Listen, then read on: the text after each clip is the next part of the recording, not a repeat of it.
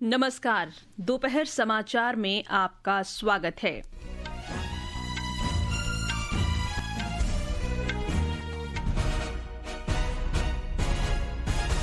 भारत ने पाकिस्तान प्रायोजित आतंकवाद पर स्पष्ट रूप से कोई उल्लेख नहीं होने के कारण शंघाई सहयोग संगठन के संयुक्त घोषणा पत्र पर हस्ताक्षर करने से इनकार किया।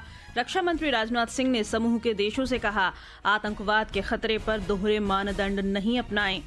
शुभांशु शुक्ला अंतर्राष्ट्रीय अंतरिक्ष स्टेशन पर पहुंचने वाले पहले भारतीय बनकर इतिहास रचने को तैयार। एक्सियोम 4 मिशन आज शाम 4:30 बजे अंतर्राष्ट्रीय अंतरिक्ष स्टेशन पहुंचेगा। अहमदाबाद में हवाई दुर्घटना में एयर इंडिया की उड़ान संख्या AI 171 के ब्लैक बॉक्स का डेटा निकाला गया, जिससे दुर्घटना के कारणों का पता लगाया जा सकेगा। ऑपरेशन सिंधु के अंतर्गत अब तक 3,426 से अधिक भारतीय नागरिकों को ईरान से वापस लाया गया। और हिमाचल प्रदेश के विभिन्न हिस्सों में बादल फटने से बाढ़ की स्थिति, 5 लोगों की मौत और कई लापता। देश के उत्तरी, मध्य और पूर्वी हिस्सों में अगले 7 दिनों तक मूसलाधार बारिश की संभावना। दोपहर समाचार के साथ मैं जागृति शर्मा। भारत ने चीन के चिंगदाओ में शंघाई सहयोग संगठन SCO के रक्षा मंत्रियों की बैठक में संयुक्त घोषणा पत्र पर हस्ताक्षर करने से इनकार कर दिया है। आधिकारिक सूत्रों ने बताया है कि भारत संयुक्त दस्तावेज की भाषा से संतुष्ट नहीं है। इस दस्तावेज में सीमा पार आतंकी गतिविधियों का कोई स्पष्ट उल्लेख नहीं किया गया है। रक्षा मंत्री राजनाथ सिंह द्वारा संयुक्त घोषणा पत्र का समर्थन करने से इनकार करने के कारण सम्मेलन संयुक्त विज्ञप्ति के बिना ही समाप्त हो गया। SCO चार्टर के अनुसार संगठन बिना वोट के सहमति से निर्णय लेता है और यदि कोई सदस्य देश आपत्ति नहीं करता है तो उन्हें अपनाया हुआ माना जाता है। इससे पहले रक्षा मंत्री राजनाथ सिंह ने आतंकवाद, कट्टरता और चरमपंथवाद के विरुद्ध एकीकृत वैश्विक कार्रवाई का आह्वान किया। चीन के चिंगदाओ में शंघाई सहयोग संगठन के रक्षा मंत्रियों की बैठक को संबोधित करते हुए श्री सिंह ने कहा कि शांति और समृद्धि आतंकवाद के साथ नहीं आ सकते। श्री सिंह ने कहा कि भारत ने सीमा पार आतंकी ढांचे को ध्वस्त करने के लिए ऑपरेशन सिंदूर के जरिए अपनी आत्मरक्षा के अधिकार का उपयोग किया। उन्होंने कहा कि भारत ने दिखा दिया है कि आतंकवाद का केंद्र अब सुरक्षित नहीं है और भारत उन्हें निशाना बनाने में नहीं हिचकेगा। India's zero tolerance for terrorism is manifest today through its actions. This includes our right to defend ourselves against terrorism, and we have shown that epicenters of terrorism are no longer safe, and we will not hesitate to target them. We should also take proactive steps to prevent the spread of the radicalization among our youth. रक्षा मंत्री ने SCO के सदस्य देशों से दोहरा रवैया नहीं अपनाने और आतंकवाद के प्रायोजक देशों को जवाबदेह ठहराने का आग्रह किया। रक्षा मंत्री ने हथियारों और मादक पदार्थों की सीमा पार तस्करी के लिए इस्तेमाल होने वाले ड्रोन सहित आतंकवादियों द्वारा प्रयोग की जाने वाली प्रौद्योगिकी से निपटने का भी उल्लेख किया। We should seek to counter the technology used by terrorists, including drones, for cross-border smuggling of weapons and drugs. In our interconnected world, traditional borders are no longer the sole barriers against threats, and instead, we face an intricate web of challenges that range from translational terrorism and cyber attack to hybrid warfare. Bharat ने संयुक्त राष्ट्र सुरक्षा परिषद में पाकिस्तान के कुटिल इरादे को नाकाम कर दिया है। भारत ने पाकिस्तान पर अपने मानवाधिकार उल्लंघनों और प्रायोजित आतंकवाद से ध्यान हटाने का आरोप लगाया। संयुक्त राष्ट्र में भारत के स्थायी प्रतिनिधि P. हरीश ने खुली बहस में पाकिस्तान पर इस मंच का दुरुपयोग करने और परिषद के एजेंडे का उल्लंघन करने का आरोप लगाया। श्री P. हरीश ने कहा कि पाकिस्तान ने बाल अपराधों और सशस्त्र संघर्ष से संबंधित एजेंडे का गंभीर उल्लंघन किया है। भारतीय वायुसेना के ग्रुप कैप्टन शुभांशु शुक्ला अंतर्राष्ट्रीय अंतरिक्ष स्टेशन ISS पर पहुंचने वाले पहले भारतीय बनकर इतिहास रचने जा रहे हैं। कैप्टन शुक्ला और 3 अन्य सदस्यों को लेकर एक्सियोम 4 मिशन आज शाम 4:30 बजे ISS पहुंचेगा। अंतरिक्ष से एक वेबकास्ट में कैप्टन शुक्ला ने अपनी यात्रा का ब्यौरा साझा किया।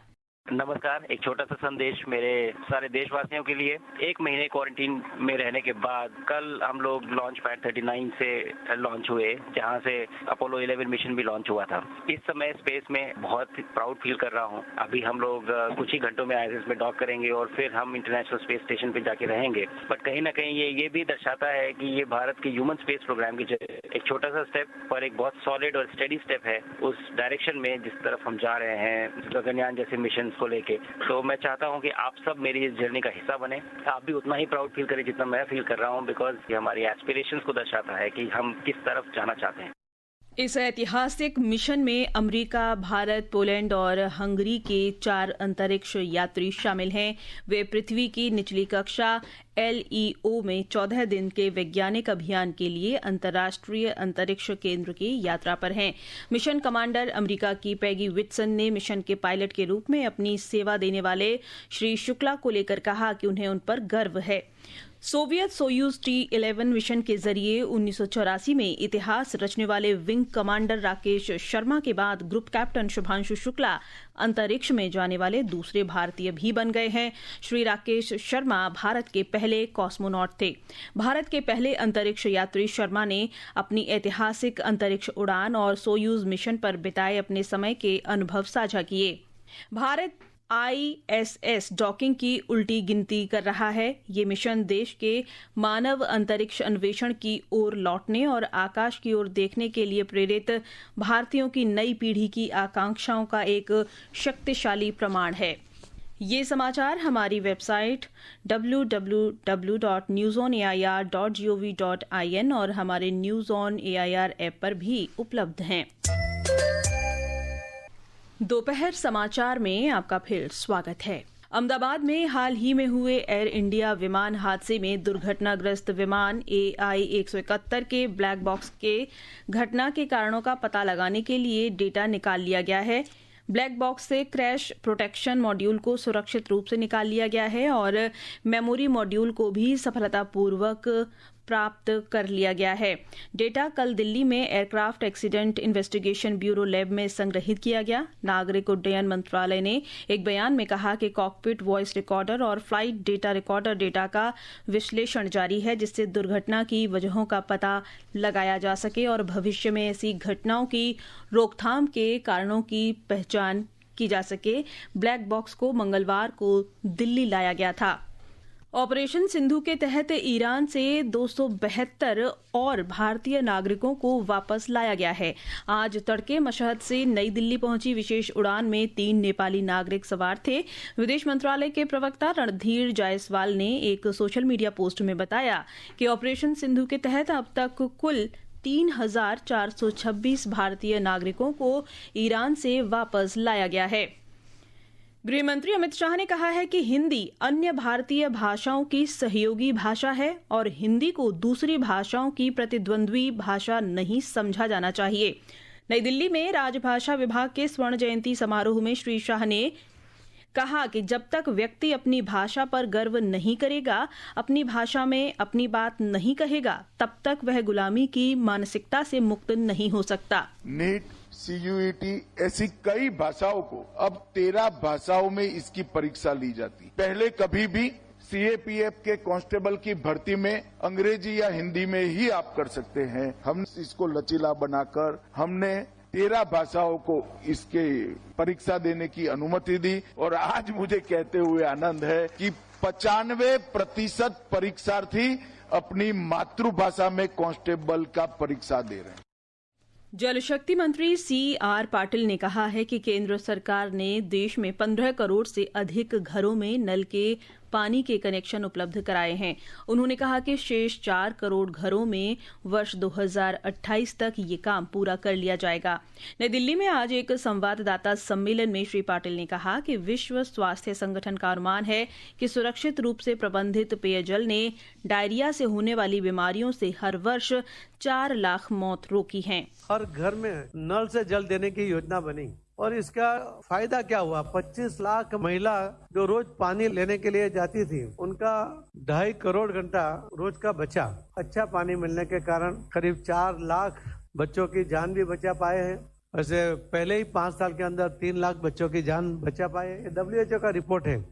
राष्ट्रपति द्रौपदी मुर्मू ने आज नई दिल्ली में सर गंगाराम कैंसर सेंटर का उद्घाटन किया। इस दौरान राष्ट्रपति ने अत्याधुनिक सुविधाओं से युक्त कैंसर सेंटर का अवलोकन किया और मरीजों से बातचीत की। गृहमंत्री अमित शाह ने कहा है कि मोदी सरकार मादक पदार्थ उत्पादक गिरोहों के विरुद्ध कड़ाई से पेश आ रही है और इसके शिकार युवाओं को सामान्य जीवन जीने की राह पर वापस ला रही है। एक सोशल मीडिया पोस्ट में नशीली दवाओं के दुरुपयोग और अवैध तस्करी के खिलाफ अंतर्राष्ट्रीय दिवस के अवसर पर आज श्री शाह ने कहा कि मादक पदार्थ युवाओं के लिए सबसे बड़ी समस्या है। सामाजिक न्याय एवं अधिकारिता राज्य मंत्री BL वर्मा ने आज कहा कि अब तक देश भर में 14 करोड़ से अधिक लोग नशा मुक्त भारत अभियान से जुड़ चुके हैं। श्री वर्मा ने नई दिल्ली में नशीली दवाओं के दुरुपयोग और अवैध तस्करी के खिलाफ अंतर्राष्ट्रीय दिवस के अवसर पर एक कार्यक्रम को संबोधित करते हुए ये बात कही। आज उनके लिए सही दिशा कैसे मिले, नशा मुक्ति अभियान से जुड़ करके कैसे उनको अपनाए। आपने नुक्कड़ नाटक भी देखे होंगे, नाटक के माध्यम से तरह तरह से लगातार हमारे चाहे नशा मुक्ति केंद्र हैं, इन माध्यमों से हमारा मंत्रालय तरह तरह से स्कीम चला करके शिक्षण संस्थाओं के माध्यम से अलग अलग तरीके से हम जो प्रयास काम कर रहे हैं, हम निश्चित इस पर काबू भी पाएंगे।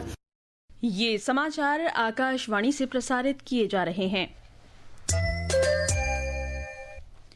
हिमाचल प्रदेश में पिछले 24 घंटों में तेज बारिश हुई है। हमारे संवाददाता ने बताया है कि राज्य के कई इलाकों में बादल फटने और बाढ़ की घटनाओं में 5 लोगों की मौत हो गई। हिमाचल प्रदेश में बीते 24 घंटों में मानसून की मूसलाधार बारिश के कारण कई क्षेत्रों में बादल फटने, बाढ़ आने और भूस्खलन की घटनाओं की सूचना है, जिससे जनजीवन बुरी तरह प्रभावित हुआ है। कांगड़ा जिले के मुख्यालय धर्मशाला में खनियारा की मनूनी खड्ड में बाढ़ आने से इंदिरा प्रियदर्शनी हाइड्रो प्रोजेक्ट के समीप खड्ड किनारे बसे अस्थायी शेड में रह रहे कुछ मजदूर बह गए। इस घटना में अब तक 2 लोगों के शव बरामद किए गए हैं, जबकि 6 लोग लापता हैं। प्रशासन ने पर्यटकों और स्थानीय लोगों से अनावश्यक यात्रा न करने की अपील की है। रितेश कपूर, आकाशवाणी समाचार, शिमला।